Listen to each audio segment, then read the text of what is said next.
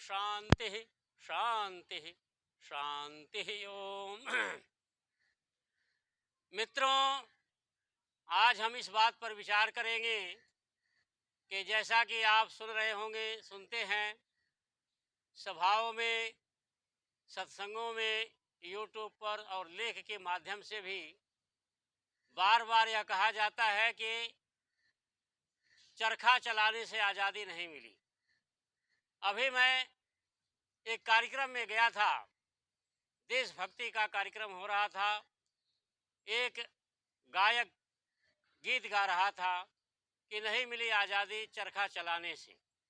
इसके अलावा अभी मैं यूट्यूब पर देखा, साध्वी प्रज्ञा के संबंध में गोडसे और गांधी जी के ऊपर विचार व्यक्त करते हुए बहुत से नौजवान कह रहे थे, क्या चरखा चलाने से आज़ादी मिली थी? तो मेरे मित्रों, आइए हम आज इस पर गंभीरता से विचार करते हैं।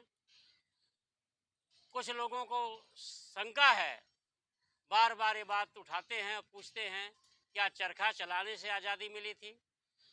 मेरे मित्रों, आप देखें, आज तक कोई भी महात्मा गांधी का अनुयायी, कोई लेखक, कोई विचारक अब तक किसी ने ऐसी बात नहीं कही कि चरखा चलाने से आज़ादी मिली। हमने भी खूब इतिहास पढ़ा है और स्वतंत्रता संग्राम का इतिहास पढ़ा है, महात्मा गांधी के ऊपर बहुतों के विचार पढ़े हैं, लेकिन अब तक मेरे सामने ऐसा नहीं आया कि किसी ने कहा हो कि चरखा चलाने से आज़ादी मिली।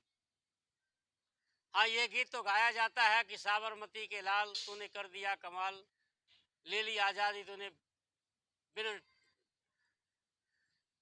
बिन तलवारों की, खड़ और बिन तलवार। ये प्रदेव का मशहूर गीत है और बड़े श्रद्धा और भक्ति के साथ गाया जाता है। लेकिन कभी भी किसी ने ऐसा गीत नहीं गाया कि चरखा चलाने से आज़ादी मिली। लेकिन मेरे मित्रों, यह खींच लोग उतारते हैं, जो लोग हथियार प्रयोग के हिंसा का समर्थन करते हैं, वे लोग इस बात से अपनी खींच उतारते हैं, कहना चाहते हैं कि अहिंसात्मक आंदोलन से आज़ादी नहीं मिली। तो कहना यह चाहिए, लेकिन कहते हैं चरखा चलाने से आज़ादी नहीं मिली। मेरे मित्रों, चरखा, महात्मा गांधी ने चरखा आंदोलन क्यों शुरू किया था? उसके पहले आप सभी जानते हैं और देखा होगा कि विदेशी वस्त्रों की होली जलाई गई, जगह जगह पर विदेशी वस्त्रों की होली जलाई गई। और उस समय भारतीय उद्योग बहुत कम थे, वस्त्र भी विदेशों से आते थे। महात्मा गांधी ने चरखा चला करके लोगों को संदेश दिया कि चरखा के माध्यम से सूत का, कपास के, जो भारत में कपास उत्पन्न होता है उसका सूत बनाया जाए और घर घर में जो है सूत बना करके कपड़ा का उत्पादन किया जाए। फिर आप देखें, वह बात याद करें, 30 साल, 35 साल, 40 साल पहले हम देखते थे कि इस आंदोलन का इतना प्रभाव पड़ा था कि जो महिलाएं भोजन बनाने के अलावा और कोई काम नहीं करती थी, वे भोजन बनाकर दिन भर बैठी रहती थी और दवाएं खाती थी। भोजन भी खाती, दवाएं भी खाती, बीमार पड़ी रहती थी, क्योंकि वे घर के बाहर नहीं निकलती थी। पर्दा प्रथा जोरों पर था। बहुत सी ऐसी महिलाएं, हम लोगों के घर की ही महिलाएं, घर के बाहर भी झाड़ू नहीं लगाती थी, काम करने की कौन कहे। और बहुत से ऐसे उस समय के जागरूक बुद्धिमान पुरुष थे जिनके घर की महिलाएं पशुपालन भी करती थी और खेतों में भी काम करती थी। लेकिन बहुत सी महिलाएं जो घर के बाहर कदम नहीं रखती थी, वे क्या करती? लेकिन जैसे चरखा आंदोलन शुरू हुआ, वे महिलाएं घर के अंदर ही चरखा चलाने लगी। दिन भर चरखा चलाते, उनका स्वास्थ्य भी ठीक होने लगा। दवाई के ऊपर जो निर्भर थे, दवा का प्रयोग भी कम होने लगा और साथ साथ कुछ पैसे भी कमाने लगी। बहुत से जिनके घरों में ओढ़ने के लिए रजाई नहीं थी, ओढ़ने के लिए चादरें नहीं थी, गर्म साल नहीं थे, पहनने के लिए कपड़े नहीं होते थे। वे उन घरों की महिलाएं, जैसे कोई महिला है वह भी चरखा चला रहे, उसकी बेटियां भी चला रही हैं। इस तरह से कई घरों में दो दो तीन तीन महिलाएं चरखा चलाती थी और बड़े आसानी से उनके घर में कपड़े का अभाव समाप्त हो जाता था। एक छोटा सा रोजगार हर घर में प्रारंभ हो गया था। चरखा चलाने से इतना लाभ हुआ था। महात्मा गांधी ने हर घर में कुटीर उद्योग खुलवा दिया था, इसीलिए चरखा चलाया था, ताकि हम विदेशी वस्त्रों के ऊपर निर्भर न रहें, स्वयं उत्पादन करें। कपास भी भारत में उत्पन्न हो, सूत भी भारत में बने और कपड़े भी भारत में बने, और सबसे अच्छे कपड़े। तो चरखा महात्मा गांधी जी ने इसलिए चलाया था, न कि चरखा चला करके देश को आज़ाद करने के लिए। ये तो भ्रांति है, लोग खींच उतारते हैं। उनके कहने का तात्पर्य होता है कि महात्मा गांधी ने जो अहिंसात्मक आंदोलन चलाया था वह जो है गलत था। लेकिन वे मेरे मित्र नहीं जानते कि उस समय क्या परिस्थितियां थी। देखो, राम प्रसाद बिस्मिल, जितने भी क्रांतिकारी हुए, हम सभी क्रांतिकारियों का बड़ा सम्मान करते हैं, उनको नमन करते हैं।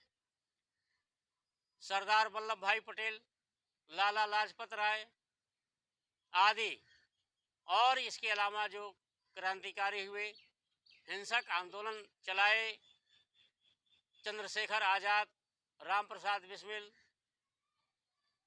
और सरदार भगत सिंह, सुभाष चंद्र बोस आदि, सभी हम क्रांतिकारियों को नमन करते हैं, याद करते हैं। और ये सभी क्रांतिकारी आकाश में सूर्य के समान चमक रहे हैं। उनका इस देश की स्वतंत्रता में बहुत बड़ा योगदान था, कौन नहीं मानता है। हमने तो चाहे शुरू से ही, प्राइमरी स्कूल से ही स्कूलों में पढ़ते आए हैं, राम प्रसाद बिस्मिल के बारे में, सरदार भगत सिंह के बारे में, चंद्रशेखर आज़ाद के बारे में और सुभाष चंद्र बोस के बारे में। सभी क्रांतिकारियों के बारे में स्कूलों में हमें पढ़ाया जाता रहा। इनका बहुत बड़ा योगदान, कहीं ऐसा नहीं, कभी नहीं कहा गया इन क्रांतिकारियों का योगदान नहीं था और सिर्फ गांधी जी का ही योगदान था। ऐसा कौन कहता है? ऐसे लोग कहते हैं जो स्वयं गांधी जी के एहसान को नहीं मानते। और उनका यह कहने का तात्पर्य होता है कि अहिंसा से देश आज़ाद नहीं हुआ, बल्कि केवल हिंसक आंदोलन से देश आज़ाद हुआ, और ऐसा होना चाहिए। लेकिन मेरे मित्रों, आप नहीं जानते, आप दूरदर्शी नहीं हैं। देखो, दूरदर्शी राम प्रसाद बिस्मिल ने क्या लिखा है। लिखा है ये आत्मकथा, स्वयं अपने हाथों से आत्मकथा लिखी थी, और पेज संख्या 103 पर लिखते हैं कि मैंने कोथुराइन की जीवनी का अंग्रेजी भाषा में अध्ययन किया, मुझ पर उसका प्रभाव हुआ। मैंने तुरंत उसकी जीवनी केथुराइन नाम से हिंदी में प्रकाशित कराई। मैं भी उसी प्रकार काम करना चाहता था, पर बीच में ही क्रांतिकारी दल में फंस गया। मेरा तो अब यह दृढ़ निश्चय हो गया है कि अभी 50 वर्ष तक क्रांतिकारी दल को भारतवर्ष में सफलता नहीं मिल सकती। ये राम प्रसाद बिस्मिल लिखते हैं। कौन थे? क्रांतिकारी थे। अतएव क्रांतिकारी दल का संगठन करके व्यर्थ में नाविकों के जीवन को नष्ट करना और उनकी शक्ति का दुरुपयोग करना आदि बड़ी भारी भूलें हैं। इससे लाभ के स्थान पर हानि की संभावना बहुत अधिक है। नाविकों को मेरा अंतिम संदेश यही है कि वे रिवॉल्वर या पिस्तौल को अपने पास रखने की इच्छा को त्याग कर सच्चे देश सेवक बने। पूर्ण स्वाधीनता उनका ध्येय हो और वास्तविक साम्यवादी बनने का प्रयत्न करें। फल की इच्छा छोड़ करके सच्चे प्रेम से कार्य करें। परमात्मा सदैव उनका भला करेगा। देखो क्या कहते हैं कि 50 वर्ष तक अभी हमें सफलता नहीं मिल सकती हिंसक आंदोलन से, और नायकों से प्रार्थना करते हैं कि रिवॉल्वर हथियार छोड़ दो। ये बहुत बड़े क्रांतिकारी, ये अभी शहीद आजम थे और पक्के आर्य समाजी थे, देशभक्त थे, ईश्वर भक्त भी थे, प्रतिदिन हवन करते थे। जेल में भी फांसी से पहले उन्होंने हवन किया था और उनके चेहरे पर सदैव मुस्कुराहट थी। महर्षि दयानंद सरस्वती का सत्यार प्रकाश पढ़ करके देशभक्ति के आंदोलन में, देश की स्वतंत्रता के आंदोलन में कूद पड़े और ब्रह्मचर्य आदि का बहुत कठोरता से पालन करते थे, सत्य का पालन करते थे, धर्म का पालन करते थे। और उन्होंने चिंतन मनन करके जेल में जब अपनी आत्मकथा लिखी, तब ये लिखा है कि अभी 50 वर्ष तक हमें सफलता नहीं मिल सकती, तो तुम कहते हो कि आज़ादी नहीं मिली। चरखा चलाने से आज़ादी मिलती, तलवार चलाने से, जबकि तलवार का ये राम प्रसाद बिस्मिल विरोध कर रहे हैं। और मैंने कई ऐसे वक्ताओं के मुंह से भी सुना है गांधी जी की खिल्ली उड़ाते हुए कि भीख मांगने से आज़ादी नहीं मिलती, भीख मांगने से आज़ादी नहीं मिलती। तो कैसे मिली? राम प्रसाद बिस्मिल कहते हैं कि नहीं मिल सकती सब 50 वर्ष तक, तो देश आज़ाद कैसे हुआ? राम प्रसाद बिस्मिल को फांसी पर चढ़ा दिया गया, शहीद कर दिया गया। चंद्रशेखर आज़ाद शहीद हो गए, सरदार भगत सिंह को फांसी पर चढ़ा दिया गया, सुभाष चंद्र बोस देश छोड़कर चले गए, तो देश को आज़ाद कौन कराया? इन सभी क्रांतिकारियों का बहुत बड़ा योगदान है। इन्होंने अंग्रेजों की जड़ें हिला दी और महात्मा गांधी के जन आंदोलन से अंग्रेजों की जड़ें हिल गई, देश आज़ाद हुआ। देश आज़ाद हुआ तो सभी क्रांतिकारियों के और महात्मा गांधी के योगदान से हुआ।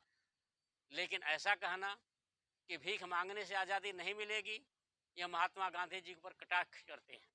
अरे मेरे मित्रों, उस समय न भारत के पास से देश गुलाम था, अंग्रेजों का शासन था, भारत के पास सेनाएं नहीं थी। सेनाएं जो थी अंग्रेजों की सेनाएं थी, और सेना में कौन लोग थे? भारतीय ही अधिकतर थे। लेकिन अंग्रेजों की हुकूमत बजाते थे, हथियार नहीं थे, कैसे लड़ते तुम? महात्मा गांधी बहुत दूरदर्शी महापुरुष थे। महात्मा गांधी बहुत दूरदर्शी महापुरुष थे। उन्होंने देखा कि हम हथियार से नहीं लड़ सकते।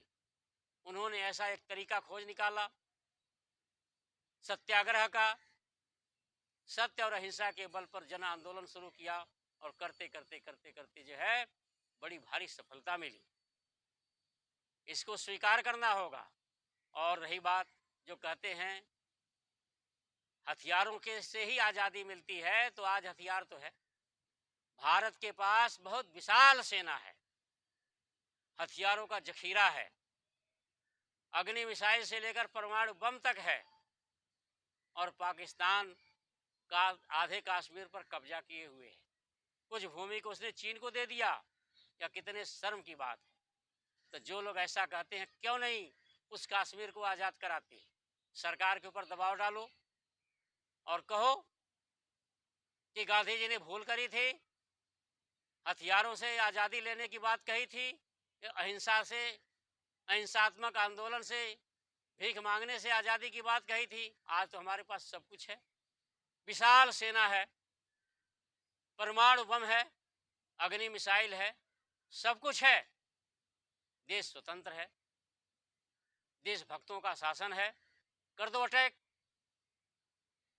पाकिस्तान से भी छुड़ा लो अधिकृत कश्मीर, और चीन से भी छुड़ा लो। क्यों नहीं करते? और गांधी जी के ऊपर दोष देते हो, बड़े बड़े शर्म की बात है। तो मेरे मित्रों, जो भाई, जो सज्जन, वह समय ऐसा था ही कि अहिंसात्मक आंदोलन से ही देश को आज़ाद कराया जा सकता था। देखो राम प्रसाद बिस्मिल, मैं फिर पढ़ कर के सुनाता हूँ, और तुम राम प्रसाद बिस्मिल की लिखी हुई आत्मकथा खरीदो, पुस्तकालय में जाओ और पढ़ो उनकी आत्मकथा। राम प्रसाद बिस्मिल बहुत बड़े देशभक्त थे और धार्मिक थे, महर्षि दयानंद के प्रिय शिष्य थे। आर्य समाज के लिए उन्होंने घर छोड़ दिया था। उनके पिताजी ने कहा, यदि तुम आर्य समाज नहीं छोड़ते हो तो मेरे घर को छोड़ दो, तुम्हें दोनों में से एक को चुनना होगा। राम प्रसाद बिस्मिल ने घर को त्याग दिया। उनके पिताजी ने कहा, घर छोड़ रहे हो, कपड़े भी उतार दो। उन्होंने कपड़े भी उतार दिए, एक कच्छा पहन करके घर को छोड़ दिया, लेकिन आर्य समाज को नहीं छोड़ा, क्योंकि जानते थे आर्य समाज क्या है। आर्य समाज यदि भारत अपना लेता, जनता यहाँ की अपना लेती, न तो पाकिस्तान होता, न अफगानिस्तान होता, न जो है ये मुस्लिमों की समस्या होती। भारत भारत होता, आर्यावर्त होता और राम राज्य स्थापित होता। लेकिन भूल है कि लोगों ने आर्य समाज को नहीं अपनाया। देखो राम प्रसाद बिस्मिल क्या कहते हैं कि अभी 50 वर्ष तक क्रांतिकारी दल को भारतवर्ष में सफलता नहीं मिल सकती, क्योंकि यहाँ की स्थिति उसके उपयुक्त नहीं है। अतएव क्रांतिकारी दल का संगठन करके व्यर्थ में नवयुवकों के जीवन को नष्ट करना और शक्ति का दुरुपयोग करना आदि बड़ी भारी भूलें हैं। इससे लाभ के स्थान पर हानि की संभावना बहुत अधिक है। नवयुवकों को मेरा अंतिम संदेश यही है कि रिवाल्वर या पिस्तौल को अपने पास रखने की इच्छा को त्याग करके सच्चे देश सेवक बने। अब बताओ, तुम अच्छे विचारक हो, दूरदर्शी हो, कि राम प्रसाद बिस्मिल दूरदर्शी थे या महात्मा गांधी थे? अपने बड़े दूरदर्शी बनते हैं और एक बार भी नहीं कहा। ऐसे जो कहते हैं चूहे को देख करके तो बिल में घुस जाएं और कहते हैं कि नहीं, हथियारों से ही देश आजाद कराना था।